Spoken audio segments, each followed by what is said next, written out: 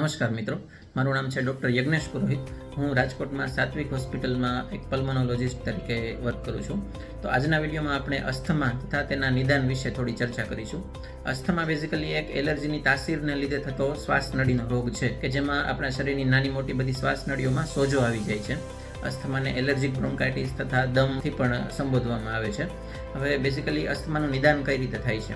અસ્થમાના લક્ષણો જો તો એમાં અસ્થમાના દર્દીને બહુ જ ઉધરસ આવે છે, શ્વાસ લેવામાં તકલીફ પડે છે, ગળામાંથી સીટી વાગે અવાજ આવે છે, આ બધા લક્ષણો થાય છે. તો આવા લક્ષણો અસ્થમા સિવાય પણ ઘણા રોગમાં જોવા મળે છે. તો દર્દીને અસ્થમા છે કે બીજું કંઈ એ આપણે કઈ રીતે ચકાસી શકીએ? તો અસ્થમા માટે સૌથી ઇમ્પોર્ટન્ટ ટેસ્ટ છે એ પલ્મોનરી ફંક્શન ટેસ્ટ એટલે કે સ્પાયરોમેટ્રી. જે રિપોર્ટમાં આપણે દર્દી કોમ્પ્યુટરમાં ફૂંક મારીને ફેફસાની તપાસ કરવામાં આવે છે અને જે report pre and post bronchodilator એટલે કે દવા આપ્યા પહેલા અને ઇન્હેલર દ્વારા દવા આપ્યા પછી બે રીતે કરવામાં આવે છે.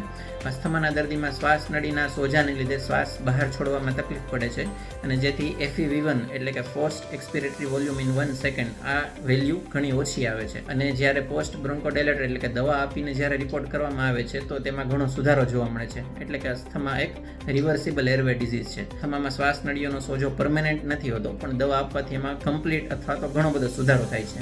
તો PFT દ્વારા આ રીતે ફેફસાના ડૉક્ટર પાસે આપણે અસ્થમાનું નિદાન કરાવી શકીએ છીએ.